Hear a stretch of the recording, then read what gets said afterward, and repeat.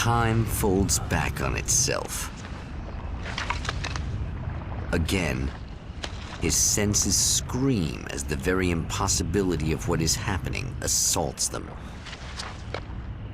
But the champion of light endures.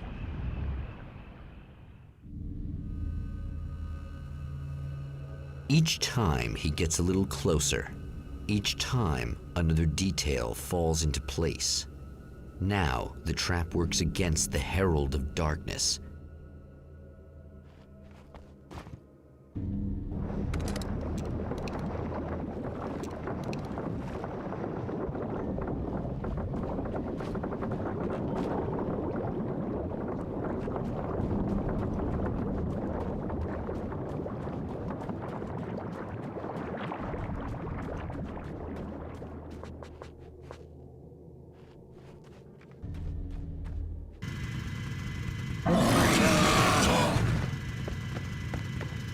Holy shit! What are you, the King Hillbilly?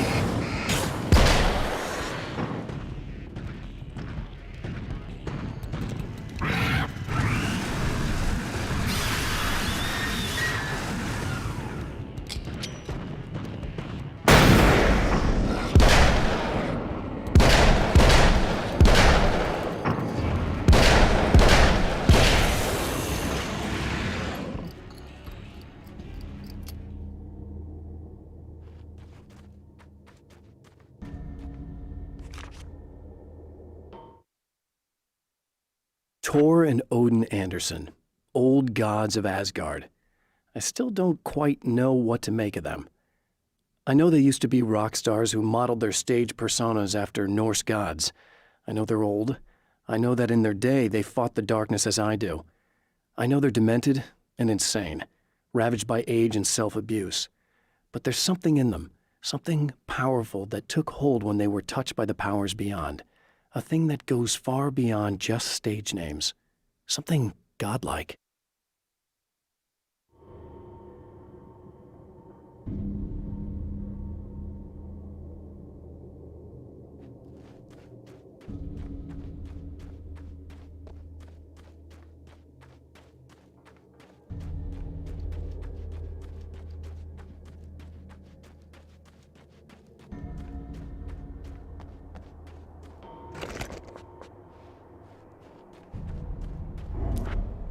Right on cue, bubbling to the surface from untold depths, the horrors come.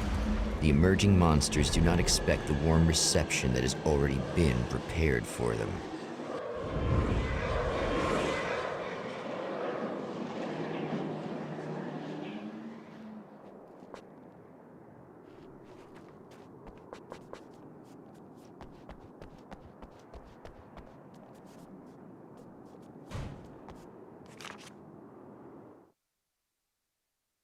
I'm trapped in the darkness. He has started appearing to me, Mr. He can travel back into the world effortlessly, and he loves to rub my face in it. At first, he was just an echo in the darkness, a flicker beyond the edge of my vision. Now he started showing himself, getting bolder all the time, telling me what a great time he's having in the world while I'm stuck here, and what he plans to do, especially to Alice. All the moves I have left are dangerous and desperate. I have no choice. I have to hunt him.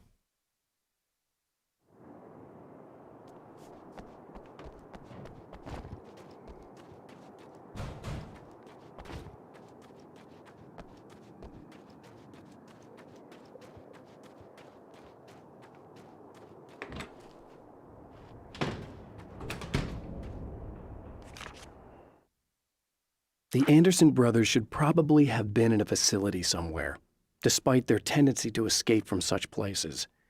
It could be argued that they had no business being on tour, considering their condition.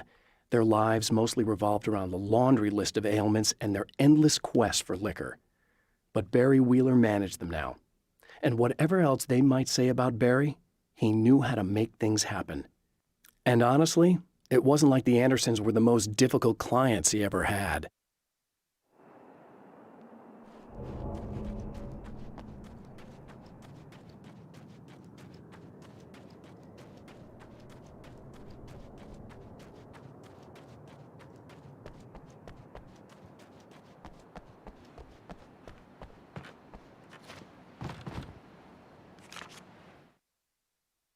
With all the herbs, crystals, and the rest of her New Age paraphernalia, Emma Sloan had been called a hippie and a freak and worse.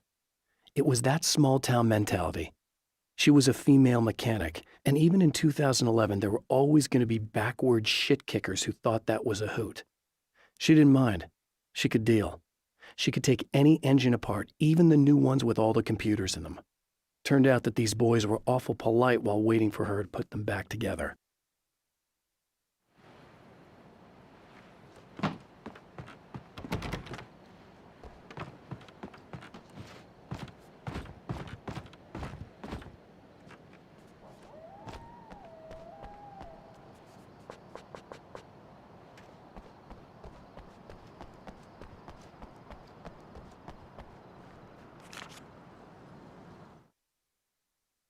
The strands of webbing glistened in the beam of my flashlight, fine, almost ethereal.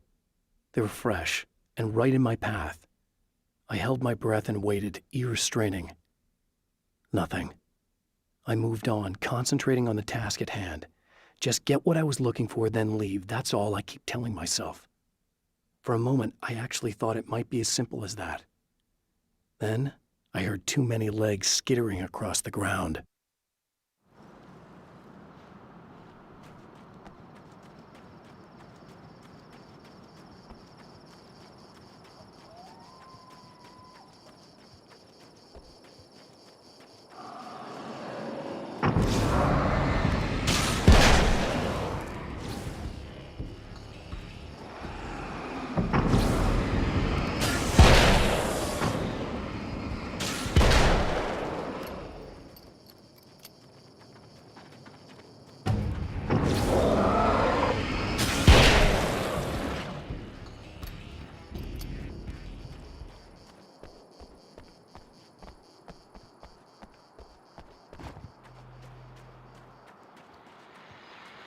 Well, art lovers, are you feeling neglected?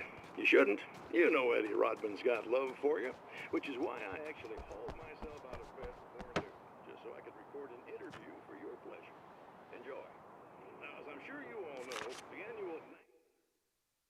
I have seen the darkness twist flesh into new shapes before, but encountering these giants is an extremely disturbing experience. It's as if the genre has been switched on me.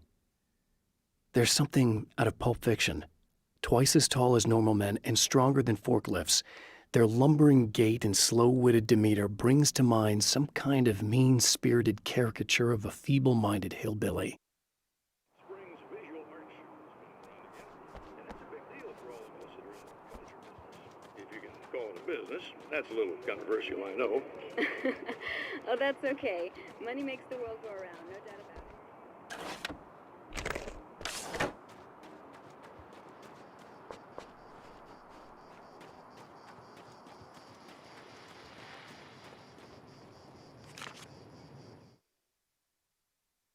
Emma wasn't sure exactly when the man arrived at the motel, but from what she could tell, the party started almost immediately. It was infectious, spreading from one room to another. He was mercurial, almost as if he was flickering through the scene, telling a joke here, throwing an insult there, oozing sex and violence and excitement. She had never seen someone like this before. He looked at her and smiled, and she felt her heart flutter a little. She knew he was the kind of man mothers warn their daughters about, but she told herself it didn't matter.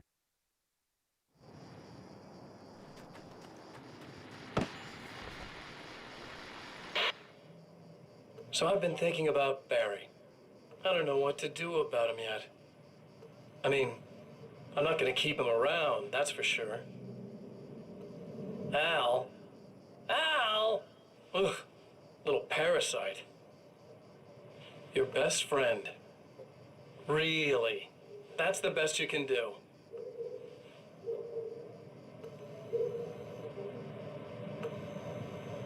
I actually kind of like the guy. He's a plucky little butterball. He plays the clown. That's a hard road to take. But I don't need him sticking his fat face in my business. Did you know he's been hanging out with the sheriff from that shitty little town? They keep in touch. Barry's about the only guy who insists that you're not dead. How about that?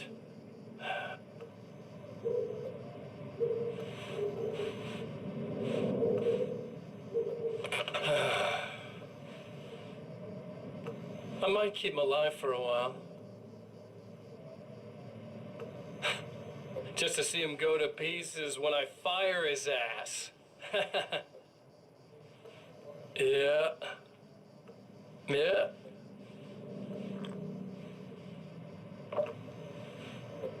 Yeah.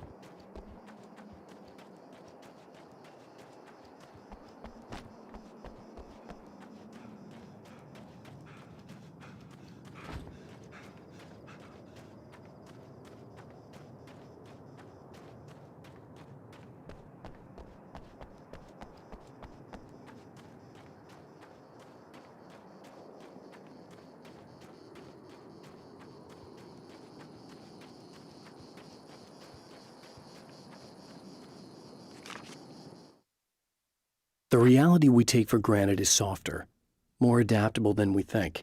Under correct conditions, you can reshape it, turn it into almost anything you want. When it happens, almost nobody notices.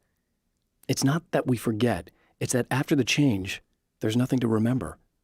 Only those who have been directly touched by the powers that can shift reality are aware of the changes.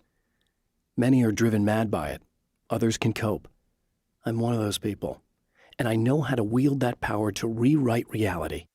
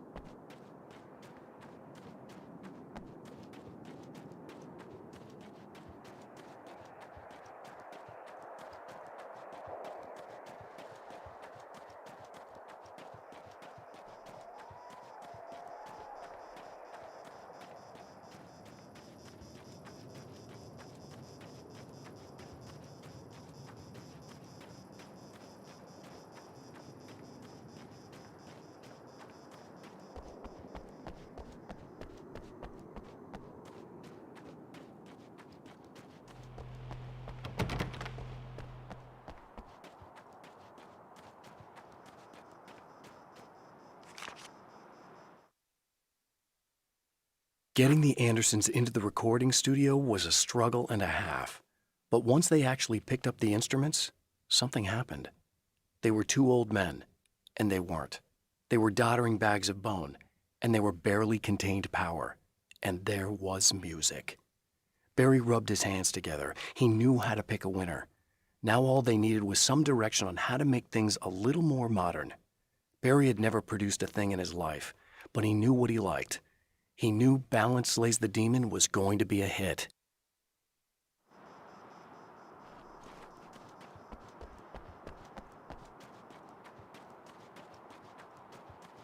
Wake, is that you? I set everything up for you at the oil field. Thanks. Just checking on you.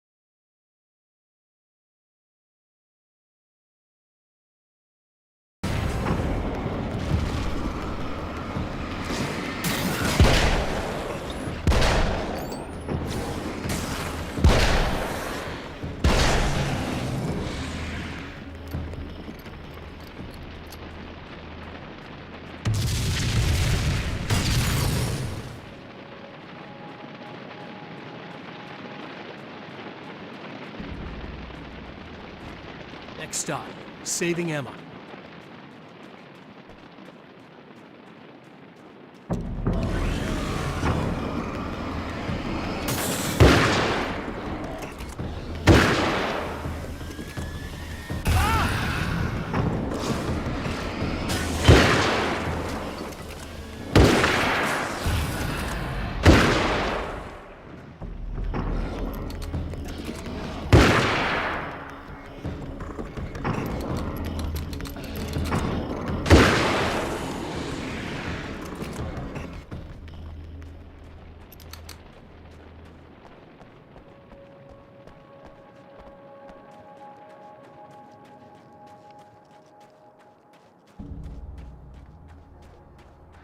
Is it bad that this time I just went, oh, he's gonna be right along to save my ass?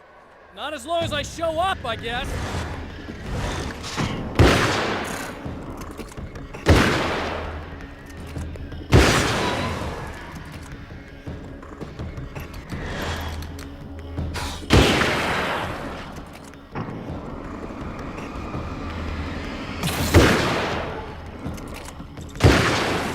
It's clear now.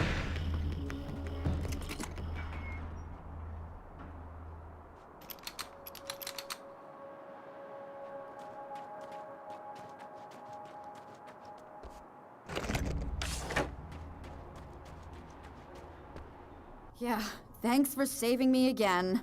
I'd hate to die before I'm scheduled to be murdered. I guess I have you to thank for setting everything up at the oil derrick. Yeah, well, I figured that if we were going to go over this again, we might as well try to be smart about it, huh? I appreciate it. You took a big chance doing that. You okay? What do you think? I've died twice. I remember everything pretty clearly now. You said I was gonna be okay. I don't know what happened. Oh, it's not your fault. I think one of those, what did you call them? The takers? I think they did something to the power and they got me that way. I'm sorry. But I got the keys from the dead guy in that room. And I'm not handing them over until you do something about this. I'm sick of getting killed. Fair enough. You seem calmer now. I tried freaking out. It didn't do much good for me. I guess you get used to the craziest stuff. Good for you. Plus, I figured I'd take the edge off, you know? Mm-hmm. Those herbal supplements are pretty good, huh? Oh, yeah. I wanted to try to explain things to you now since you're calmer, but maybe this isn't the best time after all. Oh, shit, yeah. Better not get all metaphysical on me now. Seriously, I'm like 2 sentences away from thinking how we could all be like atoms on God's skin or something. Or figments of somebody's imagination? Wow. I'm just gonna try to chill out and not think about that or getting murdered or anything, if you're cool with that. Gotcha.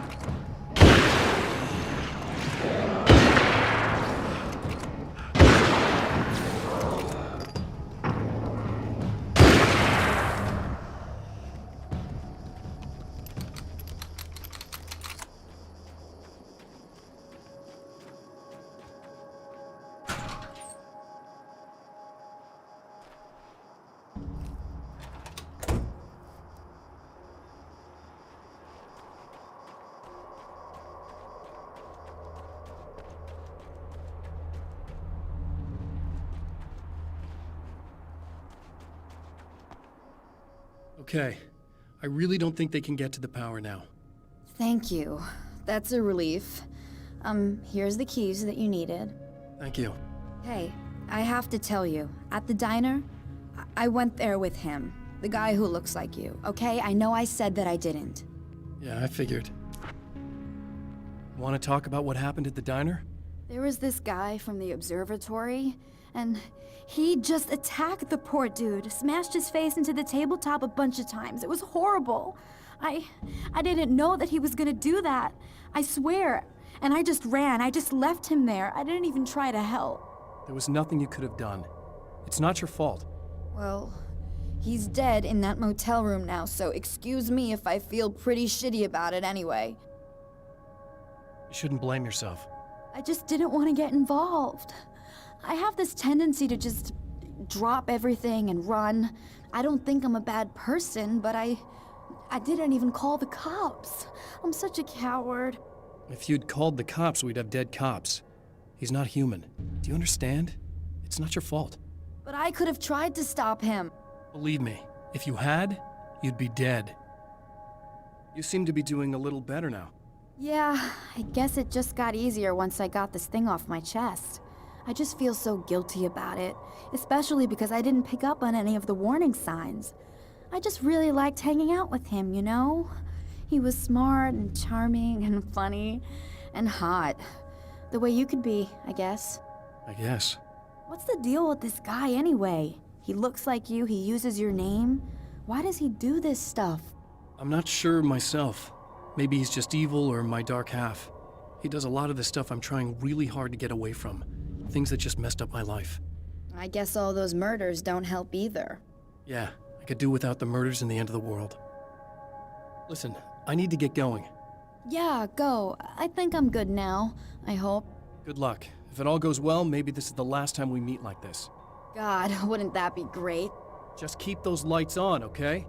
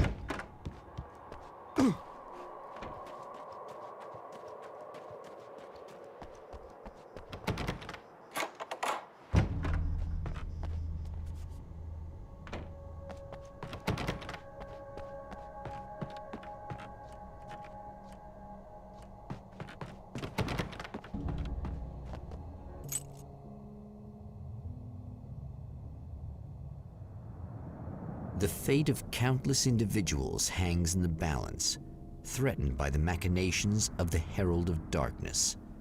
And yet, for a moment, the Champion of Light breathes a little easier. He has saved one life. For this moment, it is enough. And soon, perhaps, he can put an end to this.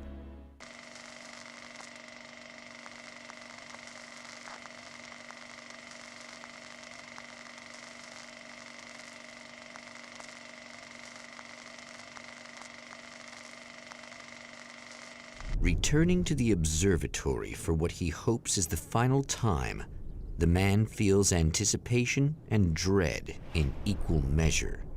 Soon, he knows, he will have what he needs.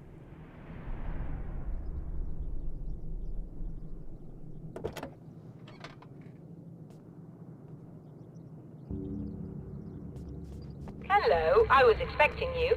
I've already taken care of the imaging array, but you should still look into securing the primary coolant flow. With some luck, you may be able to light the area before these things even show up.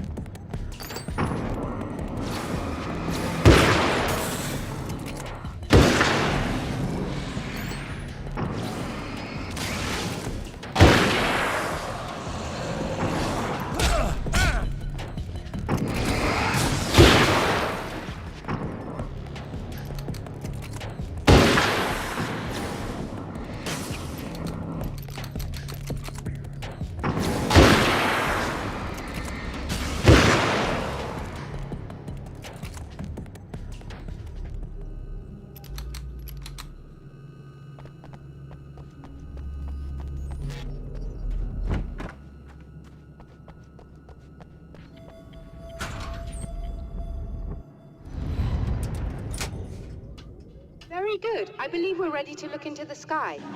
Right there, Doctor.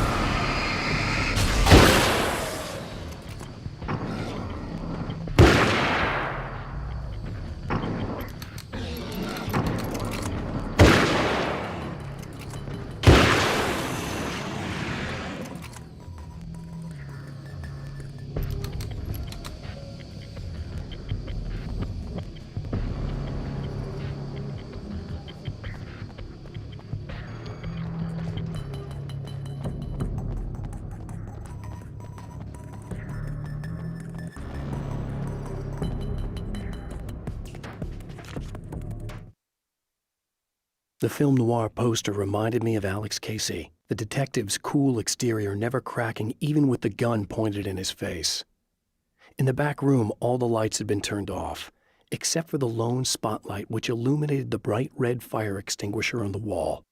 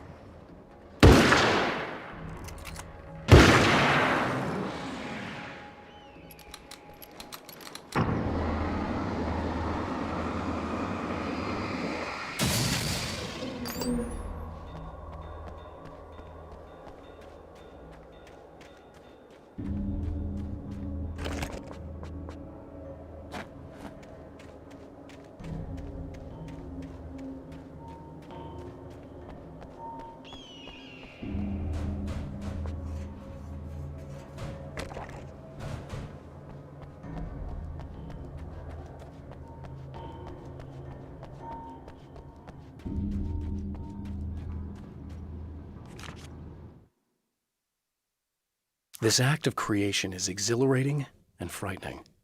Subtext and symbols loom eager to take effect. Causality and consequence become domino chains that stretch into infinity. The more fundamental the change, the more unpredictable the variables become. Reality is too complex to control completely. Ordinary questions become meaningless. Who created who? What is really real? Everything is as real as everything else.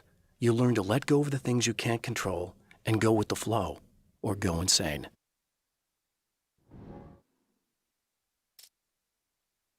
The man before Dr. Meadows was handsome and slick. He moved with lazy confidence and didn't bother to pretend that he wasn't staring at her. She didn't mind, at first. Then the man flicked open the knife and shoved her out of the control room so she wouldn't hear the signal, whatever it was. Outside, she pulled her lab coat closed and thought about running. She didn't. She didn't think she'd get very far. Not from him. She never was entirely sure why he spared her.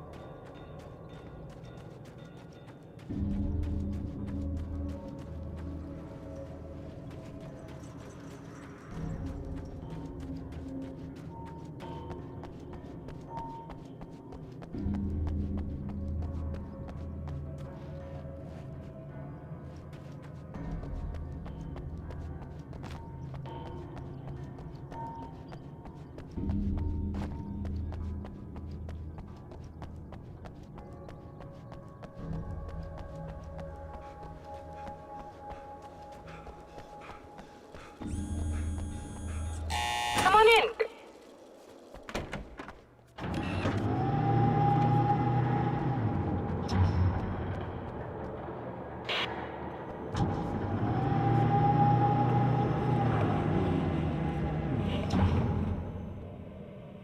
This is what you look like.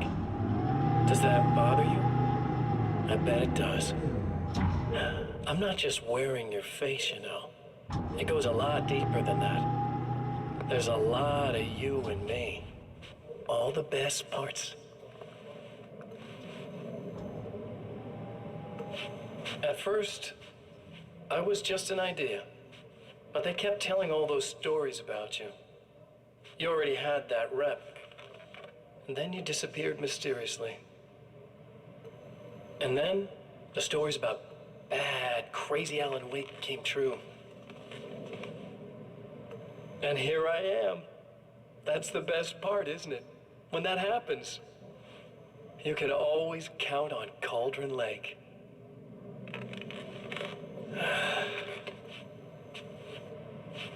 I'm just as real as you are. And I'm the improved version. No fears, no doubt, no weaknesses, no self-deception here. I don't let anything drag me down.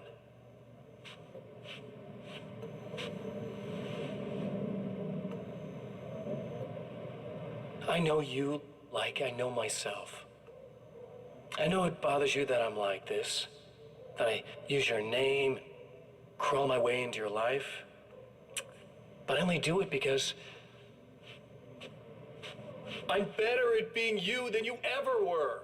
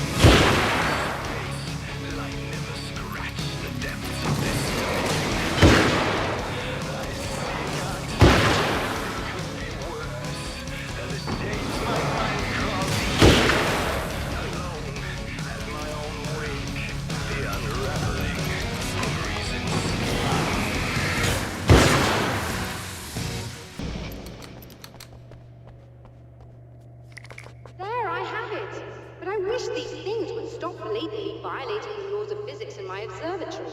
That's just rude. Are you all right? I'll live. I'm glad.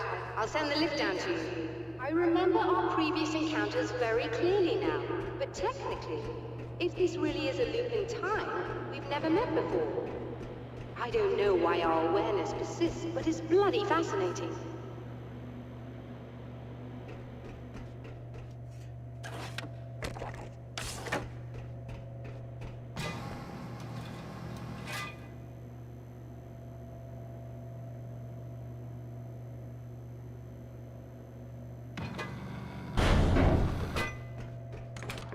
Doctor? You know, I know physicists who would give 15 years of their lives for a chance to experience something like this. I'd imagine that being stalked by horrible axe murderers would curb their enthusiasm a little. Clearly you've never met hardcore physicists. I'm glad you're in such good spirits, but... The signal! Yes, it's completed. Finally. If all goes well, this should be the last time we go through the loop. You know, I just realized that I don't have any memory of what happens after you leave. What does that mean? I don't think it means anything.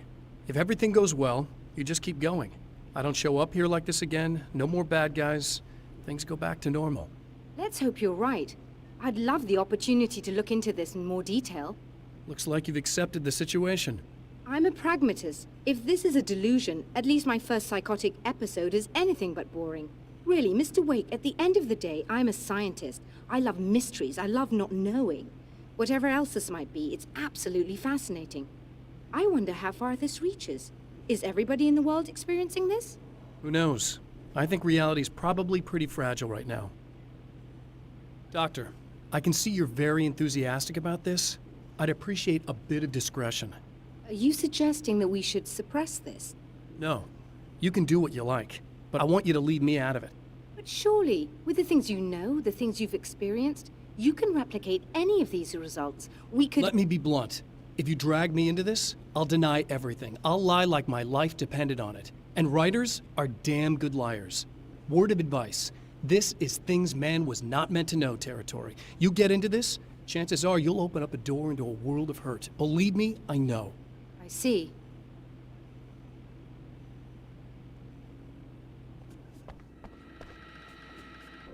In a strange way, he feels at ease. He is armed with his own words, and when the time comes, they will be enough or they will not. For now, he's content to let the currents take him toward the final confrontation.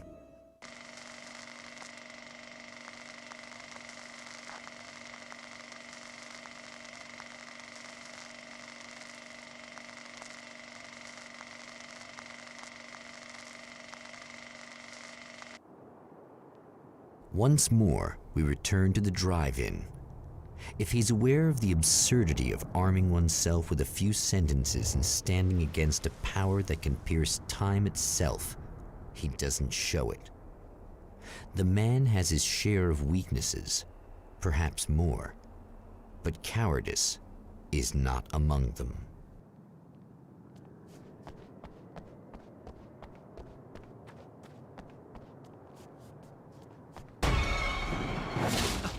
Oh, you got yourself a little plan, do you?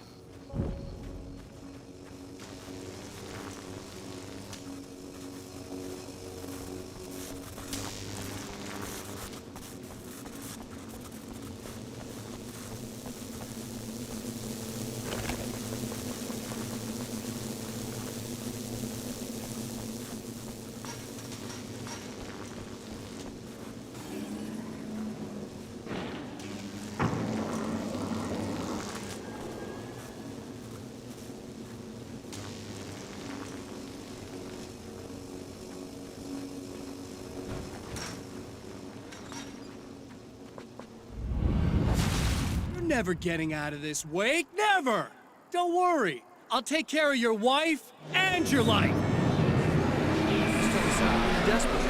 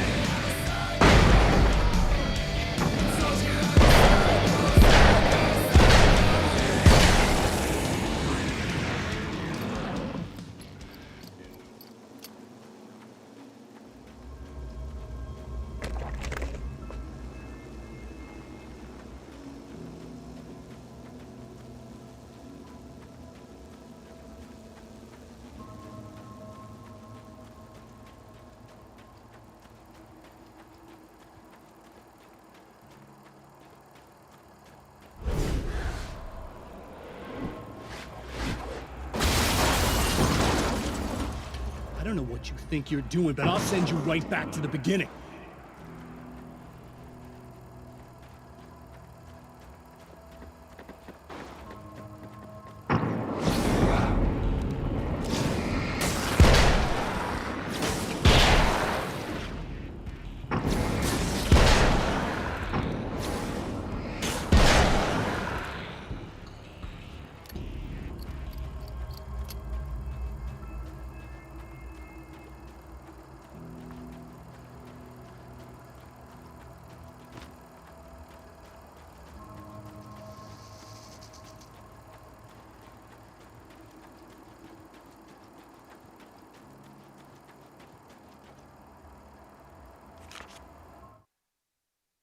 When the dark man's eyes suddenly locked into Serena's, she flushed hot. They ignited a black fire in her. He was talking. He wanted the power turned off. He said something about the projector booth. She hooked a finger under his belt buckle. He grabbed a hold of her throat and twisted until it hurt.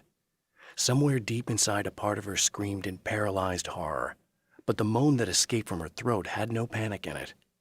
"Pay attention," he said. "Business first." His eyes glittered shamelessly. Hers did too.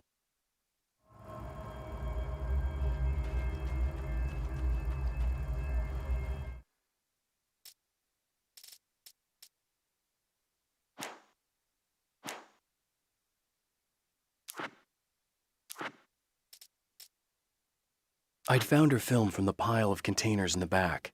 I'd threaded it into the projector. I swallowed hard, staring at the screen, hearing her voice, the sunrise I remembered so well only moments away. And then Mr. was there, nailed by the projector's beam, caught in his own trap. He shouted at me, first in confusion, then rage. And then the sun came up and things started to burn.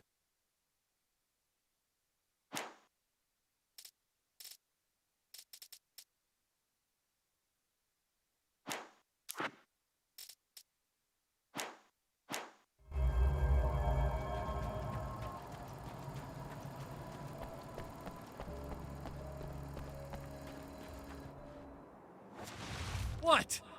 You think whatever it is you're gonna do is gonna make a difference? This'll end up just like before!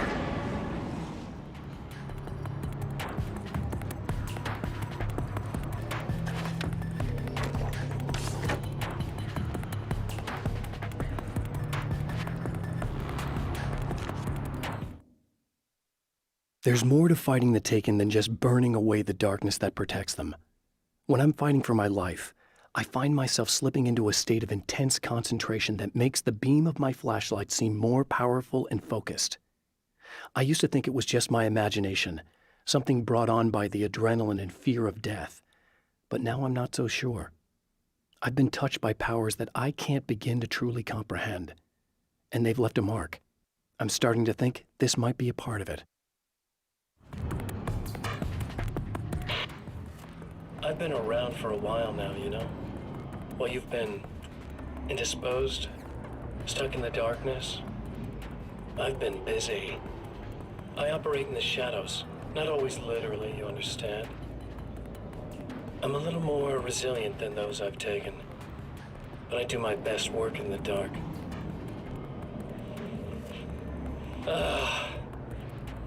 And there's so much darkness out there that goes deep, and the things that live in it are vast, big bastards. They don't mind getting a little bit of elbow room.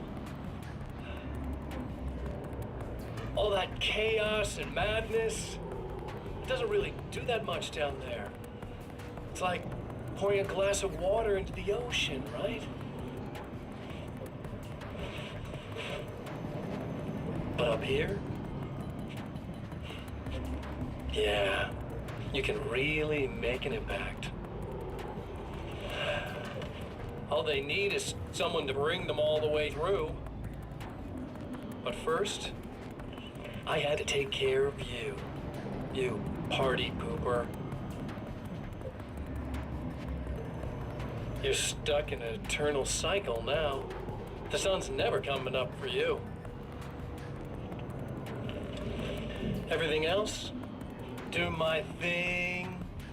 Getting a bit of quality time with Alice. That's a little something for me. And I deserve it.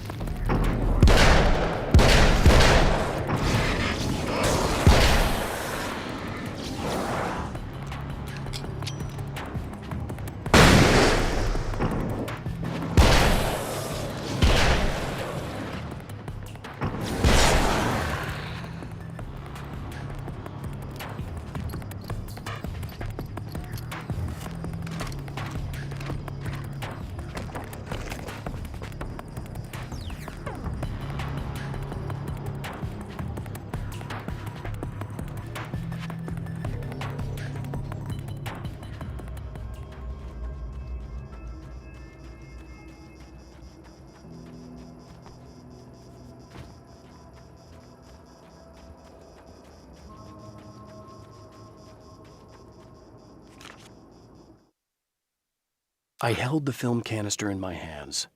I saw her name written across it in big letters, followed by the title. It was a time capsule, moments snatched from times gone by, from a past that I hoped could also be our future. It was my salvation, our chance to be together.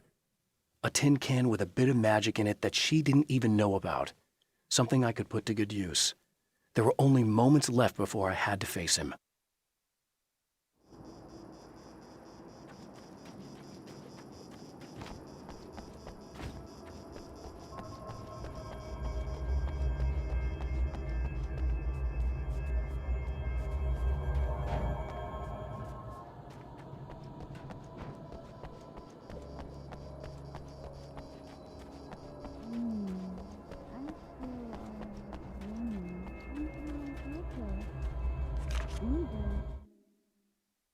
The clothes I wear now I shaped from dreams and memories. It's an old outfit, originally from the 90s. The last time I wore it was when I was still writing and Alice and I took a vacation in the desert before our troubles began. The night before, we'd been at a party, and I had dressed to the nines.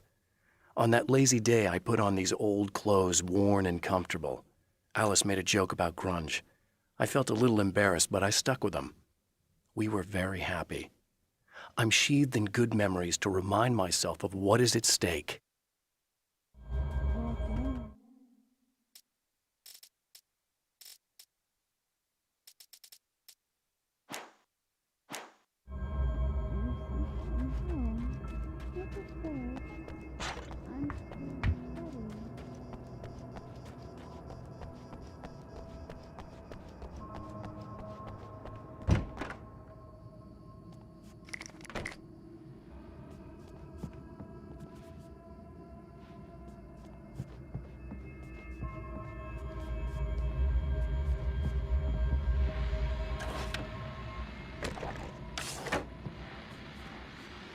Hello, folks, and welcome to the third part of our pre-recorded interview with Serena Valdivia and renowned photographer Alice Wake. So, tell me about the film.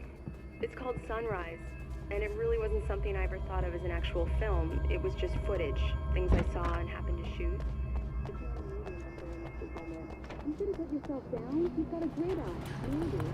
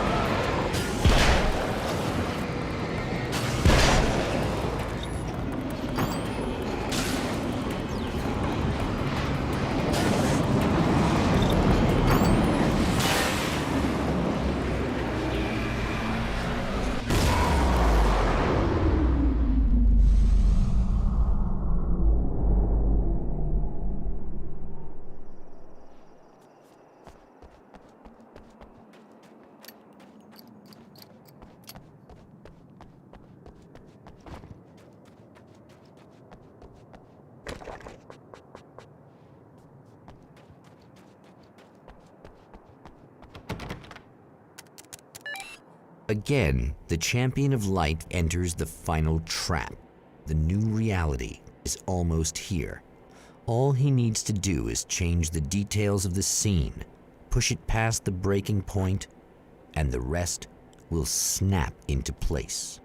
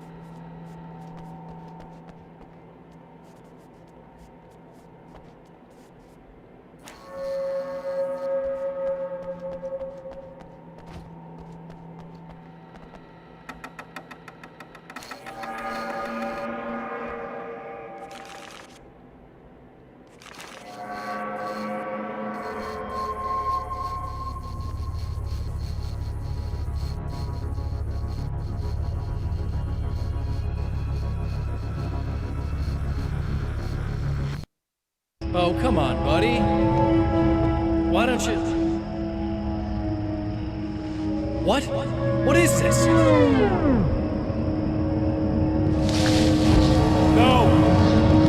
No!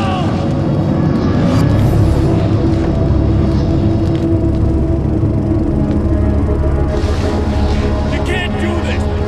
All I did was take the things you always wanted and never had the balls to go for! It's my turn now! It's my life! It's my life!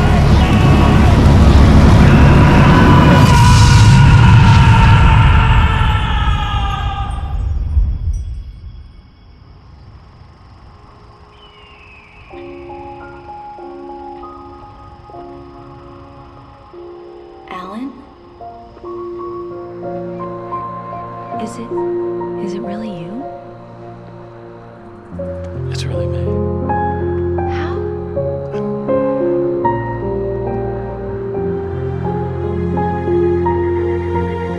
I love you. I love you.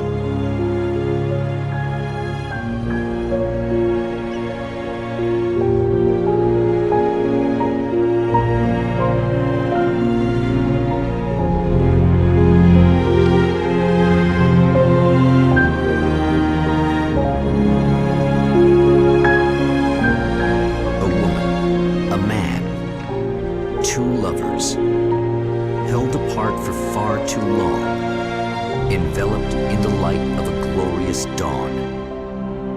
They both feel it. He's home at last. Are these actual events, or merely a dream? A memory, or a glimpse of what is to come? One thing is certain. This scene takes place in another time and another place, far, far away from Night Springs.